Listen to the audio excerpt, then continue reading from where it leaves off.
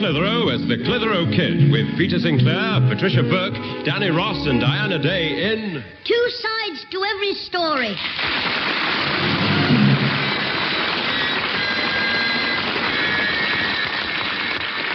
Now then, Clitheroe, about your late arrival at school this morning, which one of you is telling the truth? You or Oswald Higginbottom? Me. I told the truth. I told the truth, Mr. Sniffer, Grumbler, Grimble. You don't want to believe what Fat Ozzy tells you. But Fat Oswald said you attacked him as you entered the school. Did you? No, but I will when I leave it. Pardon? Nothing, sir. I was just sniffing to myself. Talking. I didn't attack Ozzy, sir. I see. Then why was it I had to send him home with his nose bleeding? Oh, well, he accidentally walked into something I happened to have in my hand, sir. What was it? The school door. I mean, Ozzy tried to lock it so I'll be late and get the cane. And I accidentally shoved it in his face trying to get in. But didn't Oswald tell you he was monitor today? And he was locking the door on the instructions of the headmaster? No, he never mentioned an old Toby jug. Mr. Treadwell, sir. I see. Very well, Clitheroe. Oswald left his gem things here. You'd better take them home for him. Right, sir. And as today's Friday, you'd better do the job Oswald should have done as monitor. Before you go home today, you can attend to the livestock in our pets' corner. You mean feed 'em, sir? Yes. Oswald said he'd see to it at tea time. He was going to give them an assortment of insects, grubs, ants' eggs, and lettuce leaves. He's a good boy, Oswald. Oh, you're right, sir. I mean, who else would give up his own food for the pets?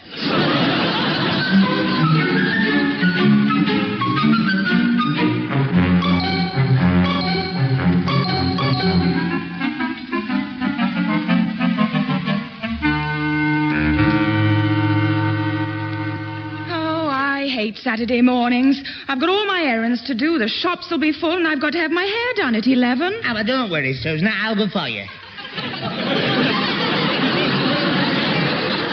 What are you going to have, Alfie? A shampoo and set or a perm?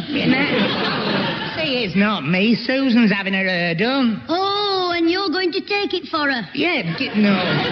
Look, when I said I'll go, I meant to Susan's shops. Well, not Susan's shops. She doesn't own the shops, but she shops at the shops, and I'll go to the shops if somebody will tell me which shops they are. Get a pencil and paper, Alfie. Call at the pawn shop. Give them the ticket and get your brain back. I'll give you such a smack in a minute. What's going on now? I'll tell you, ma'am. I'm helping Alfie to help our Susan. He's causing trouble as usual, Mother. He isn't. He just got a bit mixed up, didn't you, Alfie? That's right, Mrs. Clitheroe. Yeah, but I've got it straight now. Susan's taking her hair to the shop. Not the pawn shop, but Jimmy said that the hairdressers. So I'm doing the others with a paper and pencil. Can I do any for you? No, thanks, Alfie. I'll do them myself, whatever they are. It's my errands, Mother. Oh. Alfie, why do you listen to our Jimmy? Because he likes the way I sing, don't you, Alfie? Yeah. No, I don't sing. Who's singing? Nobody. Quiet, isn't it? Yeah. I don't get it. No, but you will do if you give him the pawn ticket. Alfie, what's he talking about? My brain's at the pawn shop. But that's what he said. Oh, don't listen to him singing. I mean, don't listen to him, Mrs. Clitheroe. It's all a lot of nonsense. Yes, well, that's just what I was thinking. Look, Alfie, if you're going these errands, you'd better hurry up. Yes, because you've got to take me to my pal Ozzy's yet on your bike. Pat, if you're going out, could you do a wee errand for me? I'm afraid not, Father. I'm just going to the parish hall. Yeah, well, I'm going, Mr. Sinclair. No, not to the parish hall, but I could do an errand. Mind, it depends where it is, because I haven't made my list out. But don't worry, I'm going. I should think you're nearly there by now. Just you stop it, my lad. Can't you go yourself, Father? Well, I could, but Higginbottom said he might call round, and, well, he'll only moan if I'm not in. Oh, I'll go myself this afternoon.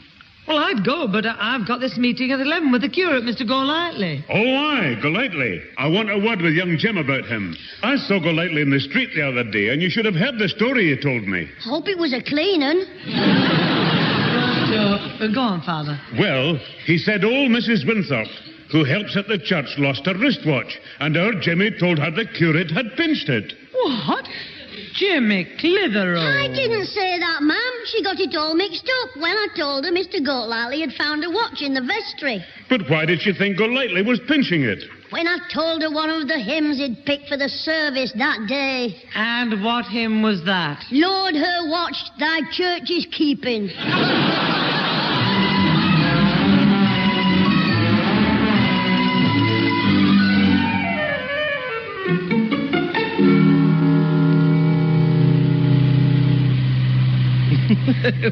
Lord, her watch thy church is keeping. Oh, I rather like that, Mrs. Clitheroe. 10 out of 10 to Master Clitheroe for inventiveness. Yes. Well, Mrs. Winthrop did get a watch back then. Oh, yes. I'm afraid I'd complained to your father about James before I realized exactly what had happened. Your son has quite a gift for paraphrasing the truth. Yeah, he tells quite a few lies as well. Honestly, you should hear the fairy stories he makes up. As Father said only the other day, compared to our Jimmy, Hans Anderson was a dead mug. Oh, dear. That was a bit grim, wasn't it? Grim fairy stories. Oh, it's a joke, Mrs. Clitheroe. Ah, this is your street, is it not? Yes, just round this bend, and that's our house over on the... What's going on? Oh, dear. Oh, it looks like trouble. Jimmy, what's happening? You're just in time for the big fight, ma'am. Me grandad and Mr. Higginbottom are having a punch-up. Don't be funny. Now, calm down, Higgy, calm down. Let go of me, Wit. Let go. I'll kill him, the old Aggish basher.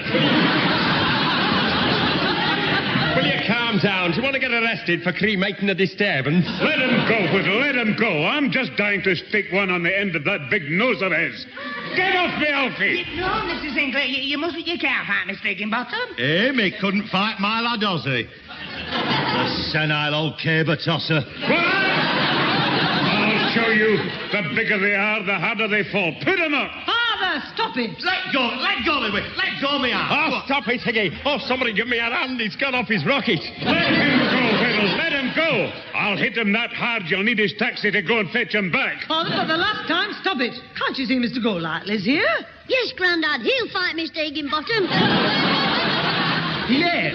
No. You please cease this unseemly affray. Yeah, and stop fighting as well. Shut up. Really, Father. Fighting in the street, indeed. Look, some of the neighbours are watching. Yes, ma'am. I'll go round with me cap.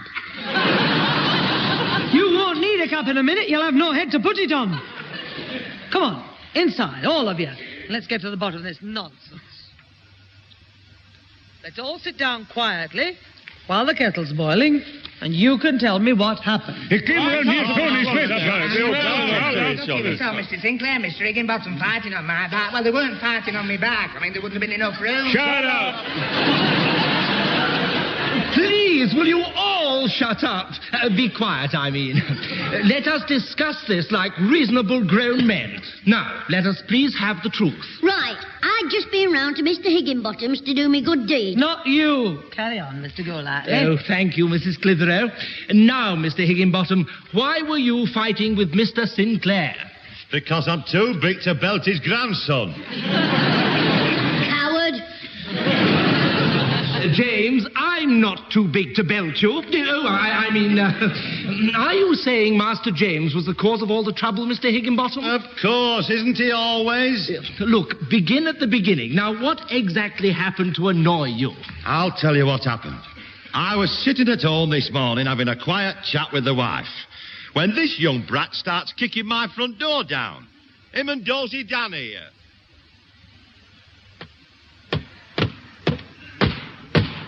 All right, cut that out. What the... Ah, my leg! Oh, sorry, Mr. Higginbottom. Did I hurt you? Oh, no. A kick on the ankle doesn't hurt. Come here and I'll show you. Get off. Alfie's gone mad. Alfie, clout him with your crash helmet. Hey, leave Jimmy alone, Mr. Madbottom. Beg him. Look, it was an accident. He tried to kick the door, but you opened it. Oh, I see. It was my fault for opening the door. I'm sorry, Clitheroe, if I upset you. Oh, that's all right. But just watch it next time. What? Clear up before I strangle you, you little hooligan. Look, I only came round to do Ozzy a favour. Do us all a favour. Leave home. As soon as your head gets better. There's nothing wrong with me head. I haven't hit you yet. That's not very nice, Mr. Higginbottom, when Jimmy's come here just to give Ozzy his satchel. No, not Jimmy's, Ozzy's, that he left at school. Oh, Ozzy, I mean. The teacher told Jimmy he forgot it. Not the teacher, Jimmy. Ozzy, I mean, he left it. Why don't you leave your head somewhere and have it stuffed? He means Ozzy left his satchel at school and the teacher asked me to bring it. And I have. Oh, well, thanks. But there was no need to kick the door in. You could have just knocked. Well, I knocked first, but you didn't come, so I said you must be asleep. I'm never asleep at 11 o'clock on a Saturday morning. Of course not. It's opening time. You what? At the baths. You take Ozzy swimming, don't you? I'll take you one of these days and see if you can stay underwater for an hour. Give me that satchel. Well, could I see Ozzy and give it to him, Mr. Higginbottom? That's what the teacher told me to do. Give it here. Oh, all right. Here you are. I just wanted to see Ozzy for a minute. And you can't see him. Not now. Why, is he in solitary? I mean, in his room. His mother's taking him to the shops. He's got to get changed. What are you changing him for, a pup? Get lost. Go on. Oh, all right. We're going. Alfie, say goodbye to the warden. Goodbye, warden. Yeah, Mr. Prison. The begging thing. Well, if that's what happened, I can't blame you for being cross, Mr. Higginbottom. Well, that's the truth, the whole truth. And nothing like the truth. I'll belt your look, Clitheroe. You'll belt nobody. I'll be belting you. Shut up before I forget you're an old man. I'm not too old to sort you out. Come on outside. Stop it, Father, and you, Mr. Higginbottom. Yes, cut it out. You're like a couple of historical schoolgirls. Yes, please calm down, everyone. Well, you're only listening to Mr. Higginbottom's side of the story. All right. If you disagree with him, let us hear your version. Right.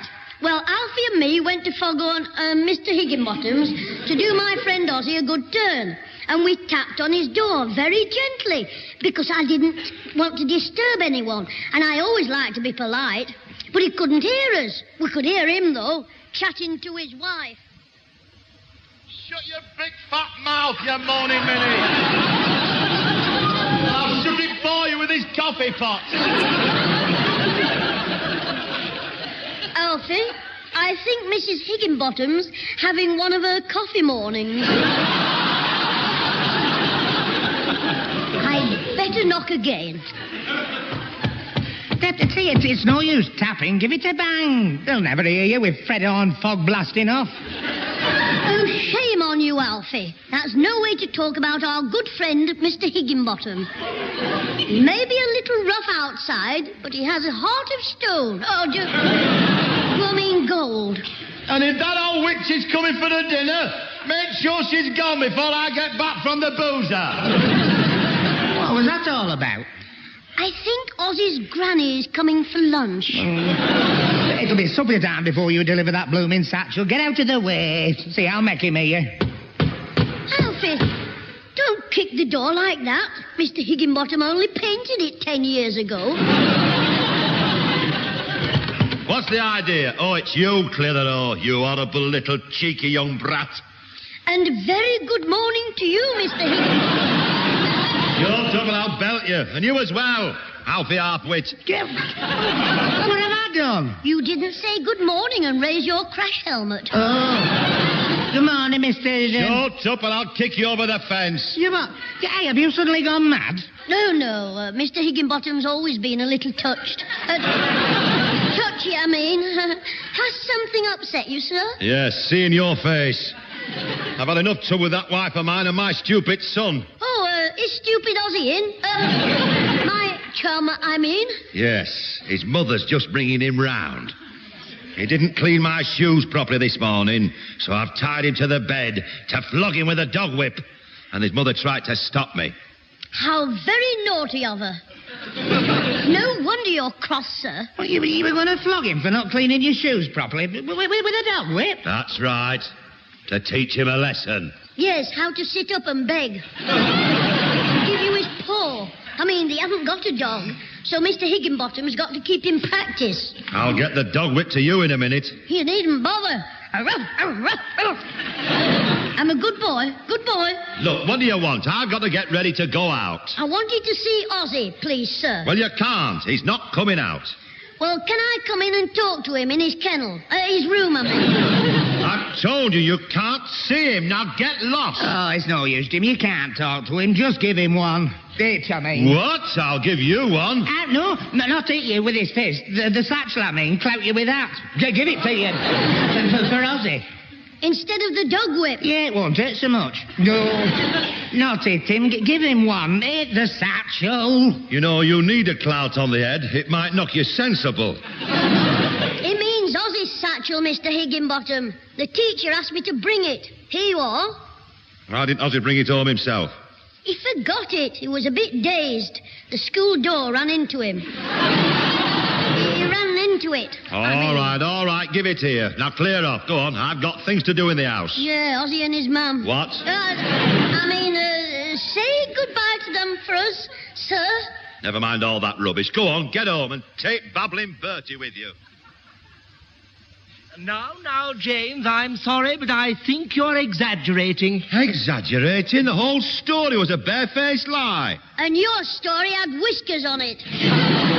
Jimmy, don't you be cheeky. If he was mine, I'd give him a good hiding. With a dog whip, no doubt. I've never used a dog whip in my life, you old goat. Don't you call my granddad an old goat, you big ape.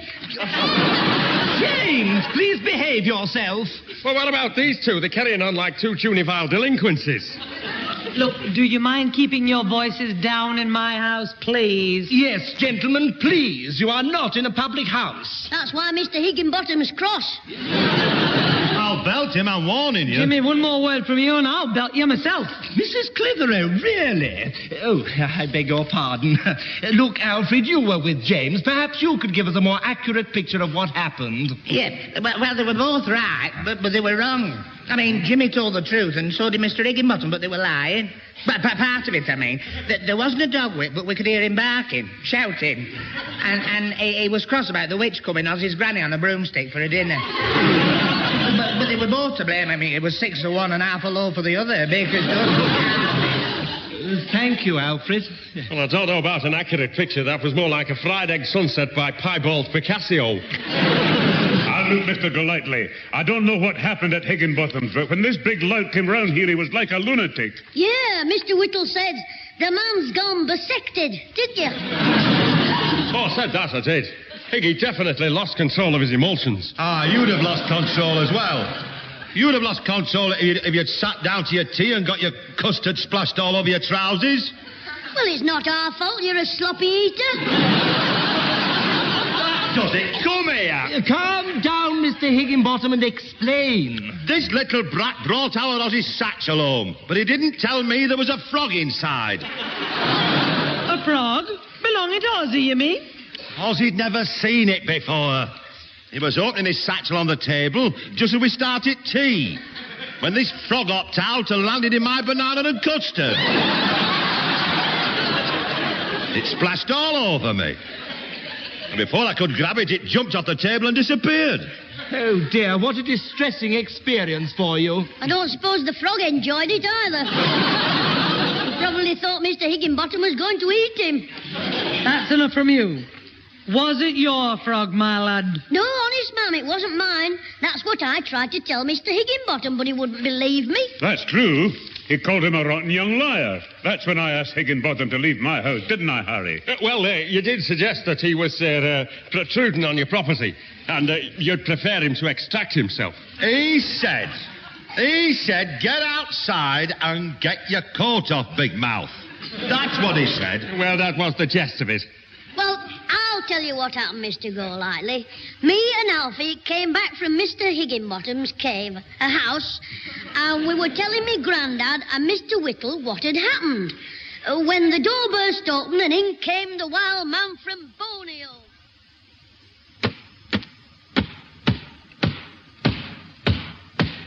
Where is he? I'll kill him. I'll strangle him. I'll tear him limb from limb. Hello, Mr. Higginbottom. Would you like a cup of tea? It's not tea I want. It's blood. Blood. Alfie, get up and let Mr. Dracula sit down. Higginbottom, what's the matter with you? Calm down, Higgy. People will think you're insanity. I'll calm down after I've finished with this young hooligan. See this axe, Clitheroe? It's for you. For me? Oh, how kind. And it's not even my birthday. Not giving it to you. He's going to give it to you. I mean, let you have it, but bash it, you. Hey, stop him, grab him. I've got one arm. You get the other, Mr. Whittle. Yeah, right, Alfie. I've got you. Get up. Hang on, Harry, hang on. I'll give you a hand. And I'll grab your hand, Grandad. Now, ring-a-ring-a-rosy. Asher, all fall down. James, we've heard quite enough of your ridiculous stories. I don't believe a word of it. Father, will you tell us what really happened? Well, Jimmy is exaggerating. I mean, Higgy wasn't waving an axe. You mean it was a hammer? Yes. No! You keep quiet, my lad.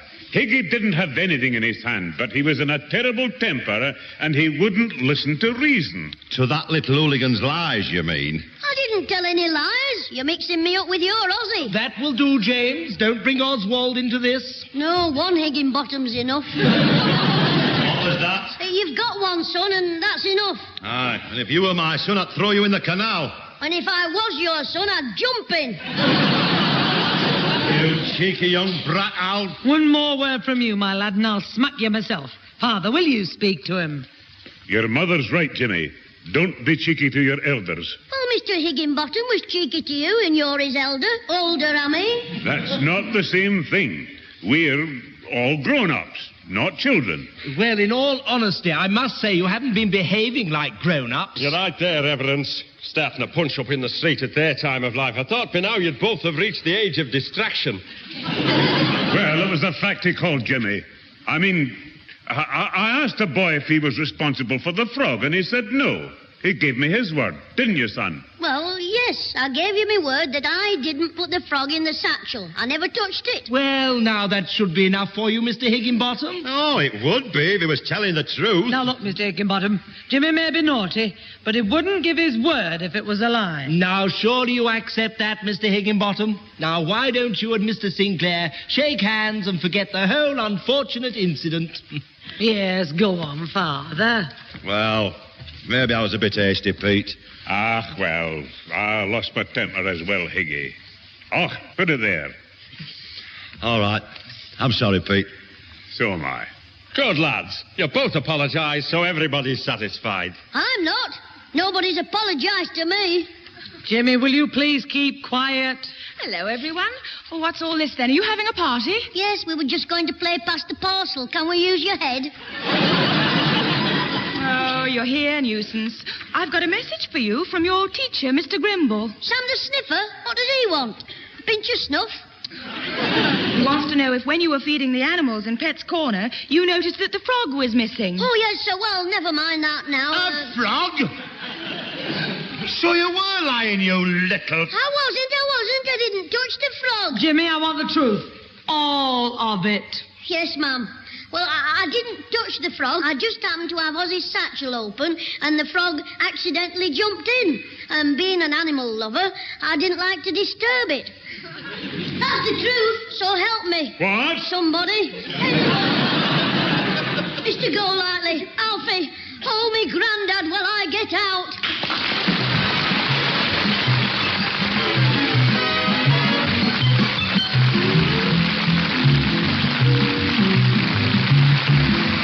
Involved with the Clitheroe Kid this week were Peter Sinclair as grandfather, Patricia Burke as mother, Danny Ross as Alfie Hall, Diana Day as Susan, Tony Melody as Mr. Higginbottom, Brian Truman as Harry Whittle and Mr. Grimble, and Colin Edwin as the curate. The recorded program was written by James Casey and Frank Roscoe, produced by James Casey, and starred Jimmy Clitheroe as the Kid himself.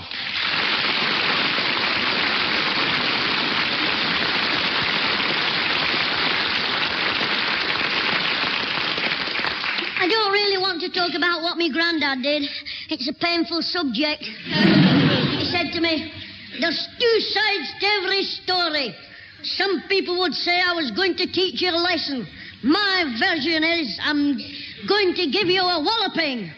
Oh, there's only one answer to that. Wow! Get off!